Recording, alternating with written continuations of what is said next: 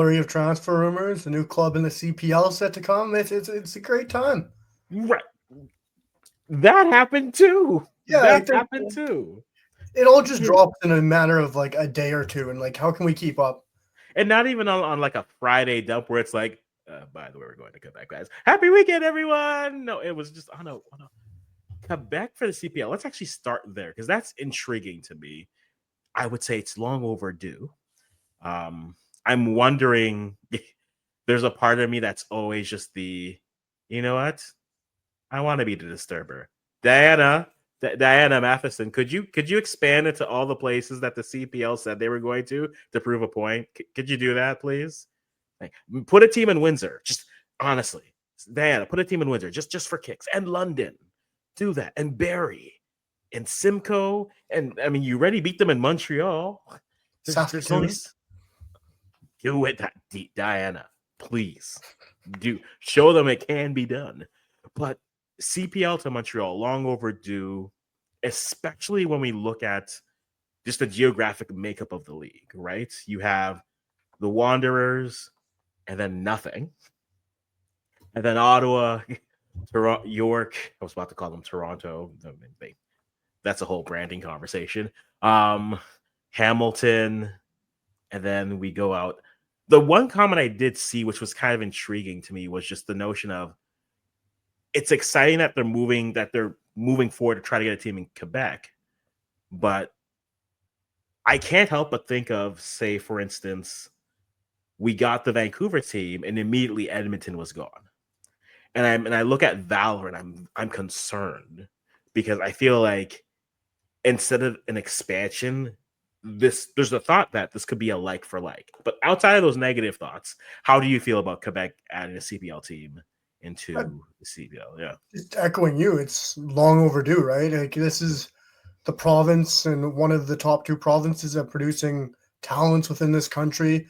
You look at Quebec, you just see players after players after players exported out of Quebec and straight into the CF Montreal Academy or right into CF Montreal's first team. And right now, there's a lack of a pathway for players or young youth kids out of Quebec to branch to that professional level. And we've seen it so well with the CPL already, with your Cavalry, Forge, all these teams doing a brilliant job of bringing through young Canadians at a young age and then moving them on. And we've seen a great example of Joel Waterman, and he's just flourished from there, and he's made a great move himself. But with Quebec having a team, young kids within Quebec are going to be able to have that exposure to try to break into a professional outlet or to their academy or whatever this new side in Quebec tries to do within their foundations.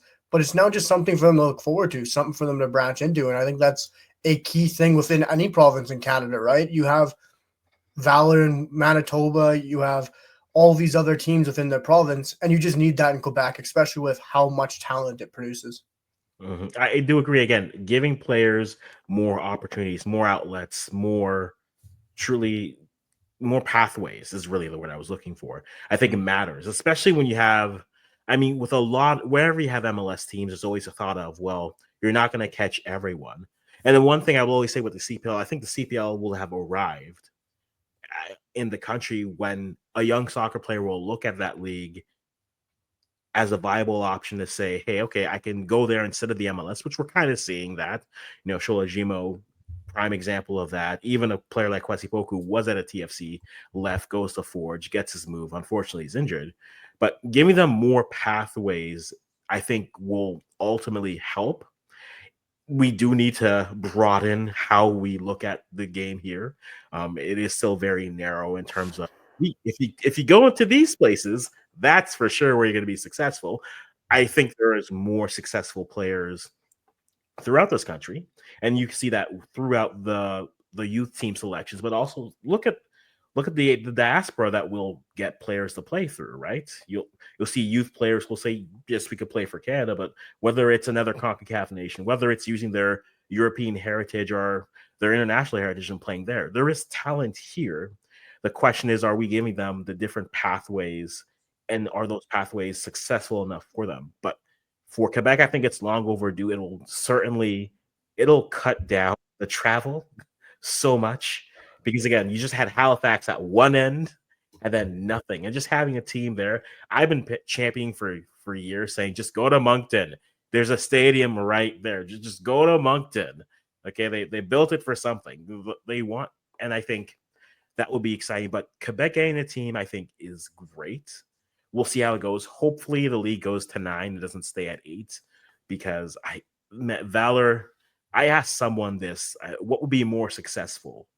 Would it be if, say, a Canadian team wins the Canadian Championship, or if Valor makes the playoff? What matters more to the CPL, right?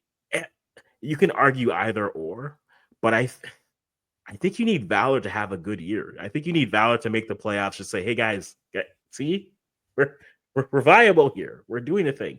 Though, I mean, the idea of a CPL team winning the Canadian Championship is a great headline. I think for the league, you need all of your teams to be viable, and I think Valor's just that one that's kind of just there. What do you think about something like that? Yeah, I'd say you're right. I think eventually we need to see Valor do something or have a playoff push. They don't have to exactly make the playoffs, but like show that they're contending, competing for a spot in the playoffs. Because if you have a team that keeps dragging back every single year and proving themselves not good enough, something's wrong. Something's an outlier there. And yes, they've had talent come into Winnipeg, into Valor. They've had players leave the club that have been very good as well, and it just hasn't seemed to click, whether it's the manager, whether it's the club, whether it's the tactics. Something hasn't gone right at Valor year on year on year. And they need to have that successful season, because eventually they might be looked to be a club that gets moved to Kelowna. They might be a club to get looked to move to Saskatoon, Regina, or could be even to Ontario or Quebec. Like, they might be on the verge of being exiled or exited. And I completely agree that they're the team who has to do something, because with the Canadian Championship, we've already seen that CPL teams can knock off MLS sides. CPL teams can play well against Liga Meki teams. They've proven themselves at the top level in this continent, and it's only a matter of time till Forge, Cavalry, even Vancouver FC this year could win the Canadian Championship. That's not even close to out of the realm of possibility right now. And I wouldn't go as far as saying it's almost 90% chance that it could happen this season. Like, it's a very high chance we could see a CPL team win the Canadian Championship, which is something that is needed for the league. Like, it's of course something that has to happen sooner or later. It can't just keep being MLS, MLS, MLS. We need to see a CPL team win it. But I do agree that Valor having success at some sort of level, even if it's just showing that they can have a season where they finish one place out of the playoffs or have a good run at some point in the year, is major for the success of the league, because you can't just have a team that continues to fail every single year. No, that is true, because we saw that with Edmonton as well, and that was unfortunate because it was Bridges. But again, nothing. I don't think I disagree with anything you do say there.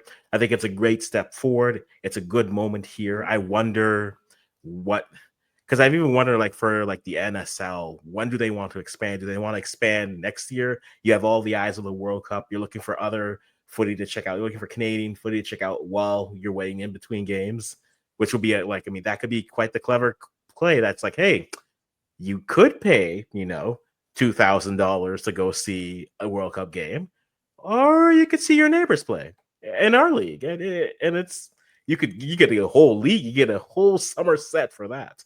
So I'm curious to see what both domestic leagues try to do to take advantage of the World Cup coming next year. But again, they do need that public, that interest, and I think getting teams to do well in those markets which are struggling can only help you do that.